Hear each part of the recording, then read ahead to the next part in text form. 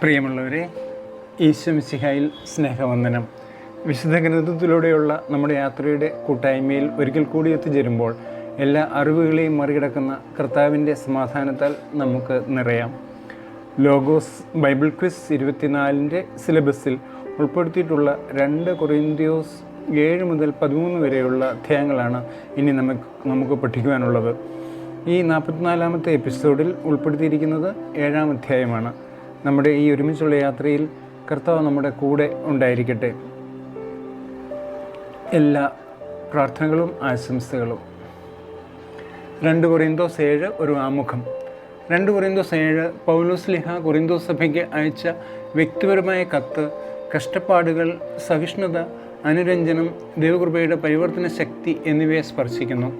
അതിൻ്റെ പേജുകൾക്കുള്ളിൽ പാപത്തെ അഭിമുഖീകരിക്കേണ്ടതിൻ്റെ പ്രാധാന്യം പൗലോസ് ഊന്നി പറയുന്നു.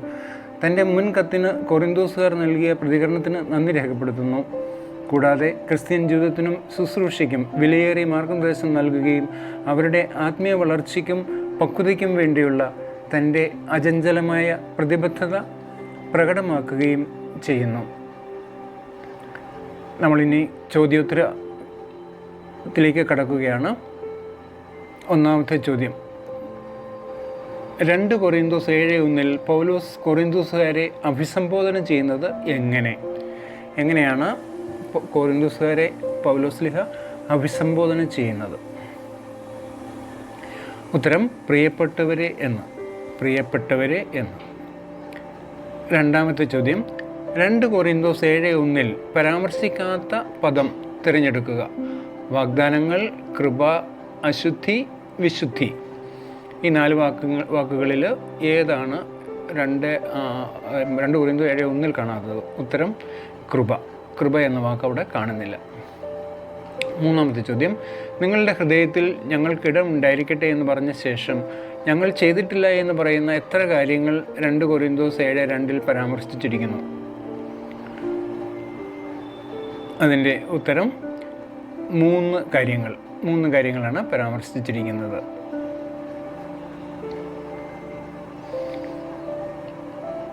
പൂരിപ്പിക്കുക. 4-ാമത്തെ ചോദ്യം, ഞങ്ങൾ ആരെയും ദ്രോഹിച്ചിട്ടില്ല, ആരെയും മുറിപ്പെടുത്തിയിട്ടില്ല, ആരെയും ഡാഷ്.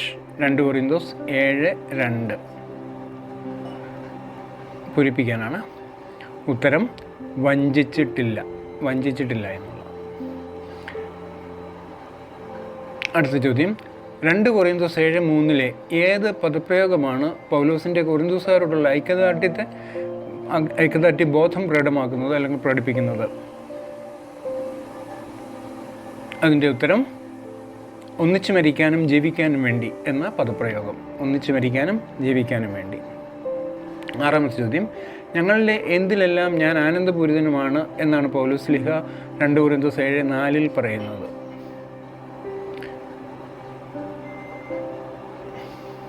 അതിൻ്റെ ഉത്തരം ക്ലേശങ്ങളിലെല്ലാം, ഞങ്ങളുടെ ക്ലേശങ്ങളിലെല്ലാം എന്നാണ്. 7-ാമത്തെ ചോദ്യം, 2 കൊരിന്തോസ് 7:4 പരാമർശിക്കപ്പെടാത്ത വാക്ക് ഏത്? ഉത്തമ വിശ്വാസം, അഭിമാനം, നന്ദി, ക്ലേശങ്ങൾ. ഈ 4 വാക്കുകളിൽ 7:4 പരാമർശിക്കപ്പെടാത്ത വാക്ക് ഏതെന്നാണ് ചോദ്യം. ഉത്തരം നന്ദി എന്ന വാക്ക് അവിടെ പരാമർശിക്കപ്പെടുന്നില്ല. അടുത്ത ചോദ്യം 8, ഏത് പ്രദേശത്ത് ചെന്നപ്പോൾ പോലും ഞങ്ങൾക്കൊരു വിശ്രമവുമില്ലായിരുന്നു എന്നാണ് 2 കൊരിന്തോസ് 7:5 പറയുന്നത്? ഏത് പ്രദേശത്ത് ചെന്നപ്പോൾ പോലും ഞങ്ങൾക്കൊരു വിശ്രമവുമില്ലായിരുന്നു എന്നാണ് 2 കൊരിന്തോസ് 7:5 പറയുന്നത്? അതിൻ്റെ ഉത്തരം മക്കദോനിയായിൽ. അടുത്ത ചോദ്യം 9, 2 കൊരിന്തോസ് 7:5 സമാപന പദപ്രയോഗം എന്ത്? 2 കൊരിന്തോസ് 7:5 സമാപന പദപ്രയോഗം എന്ത്? എങ്ങനെയാണ് ആ വേഴ്സ് അല്ലെങ്കിൽ ആ വാക്യം അവസാനിക്കുന്നതെന്നാണ്? പുറമേ മത്സരം, അകമേ ഭയം. അടുത്ത ചോദ്യം 10, പുറമേ മത്സരം, അകമേ ഭയം എന്ന പദപ്രയോഗം കാണുന്ന വാക്യം ഏത് വാക്യത്തിലാണ് ഈ പദപ്രയോഗം കാണുന്നത്? പുറമേ മത്സരം, അകമേ ഭയം. അതിൻ്റെ ഉത്തരം ഇപ്പോൾ നമ്മൾ പറഞ്ഞത് തന്നെ 2 കൊരിന്തോസ് 7:5. 2 കൊരിന്തോസ് 7:5 അടുത്ത ചോദ്യം 11. ആശയറ്റവരെ സമാശ്വസിപ്പിക്കുന്ന ദൈവം ആരുടെ സാന്നിധ്യം വഴി ഞങ്ങൾക്ക് ആശ്വാസം നൽകിയെന്നാണ് 2 കൊരിന്ത്യർ 7:6 പറയുന്നത്? ആരുടെ സാന്നിധ്യം വഴി ഞങ്ങൾക്ക് ആശ്വാസം നൽകി എന്നാണ് 7:6 പറയുന്നത്? തീത്തോസിൻ്റെ എന്നാണ് എൻ്റെ ഉത്തരം. അടുത്ത ചോദ്യം 12. 2 കൊരിന്ത്യർ 7:7 തീത്തോസ് പങ്കുവെച്ച കൊരിന്തോസുകാരെ കുറിച്ചുള്ള ഏത് 3 കാര്യങ്ങളാണ് പൗലോസിനെ അത്യധികം സന്തോഷിപ്പിച്ചത്? 3 കാര്യങ്ങളാണ് ചോദിച്ചിരിക്കുന്നത്. പൗലോസിനെ അത്യധികം സന്തോഷിപ്പിച്ചത് തീത്തോസ് പങ്കുവെച്ച താത്പര്യം, സഹതാപം, തീക്ഷ്ണത. 13. ഇപ്പോഴാകട്ടെ ഞാൻ സന്തോഷിക്കുന്നു. 2 കൊരിന്ത്യർ 7:9 എന്തുകൊണ്ട് ഞാൻ സന്തോഷിക്കുന്നു എന്നാണ് ചോദ്യം. ഇപ്പോഴാകട്ടെ ഞാൻ സന്തോഷിക്കുന്നു. അതിൻ്റെ ഉത്തരം നിങ്ങളുടെ അല്ലെങ്കിൽ കൊരിന്ത്യർക്കാരുടെ ദുഃഖം പശ്ചാത്താപത്തിലേക്ക് നയിച്ചതുകൊണ്ട്. 14 ചോദ്യം. ഞങ്ങൾ വഴി നിങ്ങൾക്ക് ഒരു നഷ്ടവും ഉണ്ടായിട്ടില്ല എന്ന് പൗലോസ്ലീഹ പറയാൻ കാരണമെന്ത്? ഞങ്ങൾ വഴി നിങ്ങൾക്കൊരു നഷ്ടവും ഉണ്ടായിട്ടില്ല എന്ന് പൗലോസ്ലീഹ പറയാൻ കാരണമെന്ത്? അതിൻ്റെ ഉത്തരം ദുഃഖം ദൈവഹിതപ്രകാരമായിരുന്നതുകൊണ്ട്. 2 കൊരിന്ത്യർ 7:9 ദുഃഖം ദൈവഹിതപ്രകാരം ആയിരുന്നതുകൊണ്ട്. ദൈവഹിതപ്രകാരമുള്ള ദുഃഖം എന്ത് ജനിപ്പിക്കുന്നു? 15-ാമത്തെ ചോദ്യം. ദൈവഹിതപ്രകാരമുള്ള ദുഃഖം എന്ത് ജനിപ്പിക്കുന്നു? അതാണ് 15-ാമത്തെ ചോദ്യം. ഉത്തരം രക്ഷാകരമായ പശ്ചാത്താപം. 2 കൊരിന്ത്യർ 7:10 രക്ഷാകരമായ പശ്ചാത്താപം. 16-ാമത്തെ ചോദ്യം. ഖേദത്തിന് അവകാശമില്ലാത്തത് എന്തിൽ?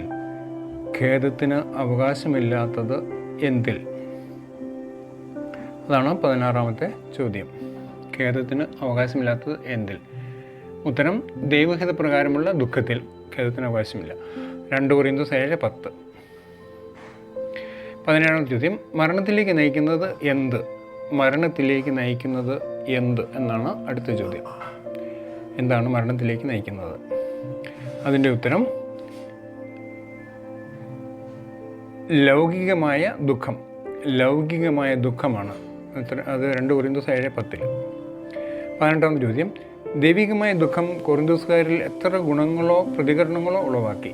ദൈവികമായ ദുഃഖം കൊരിന്തോസുകാരിൽ എത്ര ഗുണങ്ങളോ പ്രതികരണങ്ങളോ ഉളവാക്കി എന്നാണ് ചോദ്യം. അതിൻ്റെ ഉത്തരം 7. 2 കൊരിന്ത്യർ 7:11 നമ്മൾ വായിക്കുന്നു 7.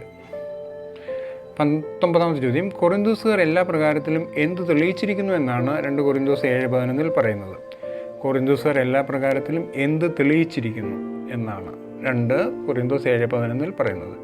ഉത്തരം നിർദോഷരാണെന്ന് തെളിയിച്ചിരിക്കുന്നു. 20-ാമത്തെ ചോദ്യം. 2 കൊരിന്ത്യർ 7:12 പറഞ്ഞിരിക്കുന്നത് പോലെ പൗലോസ്ലീഹ കൊരിന്തോസുകാർക്ക് എഴുതിയതിൻ്റെ പ്രാഥമിക കാരണം എന്താണ്? 2 കൊരിന്ത്യർ 7:12 പറഞ്ഞിരിക്കുന്നത് പോലെ പൗലോസ്ലീഹ കൊരിന്തോസുകാർക്ക് എഴുതിയതിൻ്റെ പ്രാഥമിക കാരണം എന്താണ്? എന്തുകൊണ്ടാണ് ഒന്നാമത്തെ എഴുതിയത് അല്ലെങ്കിൽ നേരത്തെ എഴുതിയത്? ഉത്തരം പൗലോസിനോട് അവർക്കുള്ള താല്പര്യം ദിവസനിധിയിൽ വെളിപ്പെടുത്താൻ. 21-ാമത്തെ ചോദ്യം. അധ്യായവും വാക്യവും സൂചിപ്പിക്കുക. തന്മൂലം ഞങ്ങൾക്ക് ആശ്വാസമായി. അധ്യായവും വാക്യവും സൂചിപ്പിക്കുക. അതിൻ്റെ ഉത്തരം 2 കൊരിന്ത്യർ 7:13. 2 കൊരിന്ത്യർ 7:13 അതിൻ്റെ ഉത്തരം. 22-ാമത്തെ ചോദ്യം. ആരുടെ മനസ്സിന് കൊരിന്തോസുകാർ ആശ്വാസമേകിയതായാണ് 2 കൊരിന്ത്യർ 7:13 പൗലോസ്ലീഹ പറയുന്നത്? ആരുടെ മനസ്സിന് കൊരിന്തോസുകാർ ആശ്വാസമേകിയതാണ് 2 കൊരിന്ത്യർ 7:13 പൗലോസ്ലീഹ പറയുന്നത്? ഉത്തരം തീത്തോസിൻ്റെ മനസ്സിന്. അടുത്ത ചോദ്യം 23. നിങ്ങളെ പ്രശംസിച്ച് ഞാൻ അവനോട് ചിലത് സംസാരിച്ചു എന്നതിൽ എനിക്ക് ലജ്ജിക്കേണ്ടി വന്നില്ല. ആരോട് സംസാരിച്ചു എന്നതിൽ? അതാണ് ചോദ്യം. നിങ്ങളെ പ്രശംസിച്ച് ഞാൻ അവനോട് ചിലത് സംസാരിച്ചു, അതിൽ എനിക്ക് ലജ്ജിക്കേണ്ടി വന്നില്ല. ആരോട്? ഉത്തരം തീത്തോസിനോട്. 2 കൊരിന്ത്യർ 7:14 തീത്തോസിനോട് ആണ് ഇത് പറയുന്നത്. 2 കൊരിന്ത്യർ 7:14. അപ്പോൾ 24-ാമത്തെ ചോദ്യം. സത്യമെന്ന വാക്ക് 2 പ്രാവശ്യം ആവർത്തിച്ചിരിക്കുന്ന 2 കൊരിന്ത്യർ 7 വാക്യമേത്? സത്യമെന്ന വാക്ക് 2 പ്രാവശ്യം ആവർത്തിച്ചിരിക്കുന്നു. ആ വാക്യമേതാണെന്നാണ് ഉത്തരം. 2 കൊരിന്ത്യർ 7:14. 2 കൊരിന്ത്യർ 7:14. അടുത്ത ചോദ്യം 25. ആരോട് മേനി പറഞ്ഞത് സത്യമാണെന്ന് തെളിഞ്ഞിരിക്കുന്നു എന്നാണ് 2 കൊരിന്തോസ് 7:14 പറയുന്നത്. ആരോട് മേനി പറഞ്ഞത് സത്യമാണെന്ന് തെളിഞ്ഞിരിക്കുന്നു. അതിൻ്റെ ഉത്തരം തീത്തോസിനോട്. അടുത്ത ചോദ്യം 26.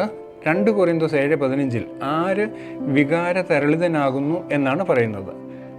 2 കൊരിന്തോസ് 7:15 ആര് വികാര തരളിതനാകുന്നു എന്നാണ് പറയുന്നത്. ഉത്തരം തീത്തോസ്. അടുത്ത ചോദ്യം 27. നിങ്ങളെല്ലാവരുടെയും ഡാഷിനെ കുറിച്ചും ഭയത്തോടും വിറയലോടും കൂടെ നിങ്ങൾ അവനെ സ്വീകരിച്ചതിനെ കുറിച്ചും ഓർക്കുമ്പോൾ അവൻ വികാര തരളിതനാകുന്നു. 2 കൊരിന്തോസ് 7:15. നിങ്ങളെല്ലാവരുടെയും ഡാഷ്. ഉത്തരം അനുസരണത്തെക്കുറിച്ചും. അടുത്ത ചോദ്യം 28. എനിക്ക് നിങ്ങളിൽ പരിപൂർണ വിശ്വാസമുള്ളതിനാൽ ഞാൻ ഡാഷ്. 2 കൊരിന്തോസ് 7:16. എനിക്ക് നിങ്ങളിൽ പരിപൂർണ വിശ്വാസമുള്ളതിനാൽ ഞാൻ ഡാഷ്. ഉത്തരം ഞാൻ സന്തോഷിക്കുന്നു എന്ന വാക്കാണ് അവിടെ വരേണ്ടത്. അടുത്ത ചോദ്യം 29. 2 കൊരിന്തോസ് 7 എത്ര വാക്യങ്ങളുണ്ട്? 2 കൊരിന്തോസ് 7 എത്ര വാക്യങ്ങളുണ്ട്? ഇതൊരു ചെറിയ അധ്യായമാണ്, വാക്യങ്ങൾ കുറവാണ്. എത്ര വാക്യങ്ങളുണ്ട് എന്നുള്ളതാണ് ചോദ്യം. 16 വാക്യങ്ങൾ ആണ് ഇതിലുള്ളത്. അടുത്ത 30ാമത്തെ ചോദ്യം. പൗലോസ് ശ്ലീഹ തൻ്റെ മുൻ കത്തിനോടുള്ള കൊറിന്തോസുകാരുടെ പ്രതികരണത്തെ വിവരിക്കാൻ ഉപയോഗിക്കാത്ത വാക്ക് ഏതാണ്? ഉത്സാഹം, നിസ്സംഗത, നിഷ്കളങ്കത, നീതിവാഞ്ച. ഈ 4 വാക്കുകളിൽ ഏത് വാക്കാണ് പൗലോസ് ഉപയോഗിക്കാതിരുന്നത്? നിസ്സംഗതയാണ് അതിൻ്റെ ഉത്തരം. 2 കൊരിന്തോസ് 7:11. ദൈവഹിതപ്രകാരമുള്ള ദുഃഖം രക്ഷാകരമായ പശ്ചാത്താപം ജനിപ്പിക്കുന്നു. അതിൽ ഖേദത്തിന് അവകാശമില്ല. എന്നാൽ ലൗകികമായ ദുഃഖം മരണത്തിലേക്ക് നയിക്കുന്നു. 2 കൊരിന്തോസ് 7:10. Hope you have enjoyed this quiz. 2 കൊരിന്തോസ് 7 ഒരു ഉൾക്കാഴ്ച. 2 കൊരിന്തോസ് 7 പൗലോസ് ശ്ലീഹ ദൈവിക ദുഃഖത്തിൻ്റെ രൂപാന്തര സ്വഭാവത്തെ ലൗകിക ദുഃഖവുമായി താരതമ്യം ചെയ്യുന്നു. ക്രിസ്ത്യൻ സമൂഹത്തിനുള്ളിൽ ആത്മാർത്ഥമായ അനുതാപത്തിൻ്റെയും അനുരഞ്ജനത്തിൻ്റെയും പ്രാധാന്യം എടുത്ത് കാണിച്ചുകൊണ്ട് തൻ്റെ മുൻ കത്തിന് കൊരിന്തോസുകാർ നൽകിയ പ്രതികരണത്തിന് അദ്ദേഹം അവരെ അഭിനന്ദിക്കുന്നു. തീത്തോസുമായുള്ള പൗലോസിൻ്റെ ഇടപെടലുകൾ ശുശ്രൂഷയിലെ ആധികാരിക ബന്ധങ്ങളുടെ പ്രാധാന്യം അടിവരയിടുന്നു. ഈ അധ്യായം അനുതാപം, അനുരഞ്ജനം, ക്രിസ്തുവിൻ്റെ ശരീരത്തിനുള്ളിൽ തകർന്ന ബന്ധങ്ങൾ പുനഃസ്ഥാപിക്കുന്നതിനുള്ള ദൈവകൃപയുടെ ശക്തി എന്നിവയെക്കുറിച്ചുള്ള കാലാതീതമായ ജ്ഞാനം പ്രദാനം ചെയ്യുന്നു.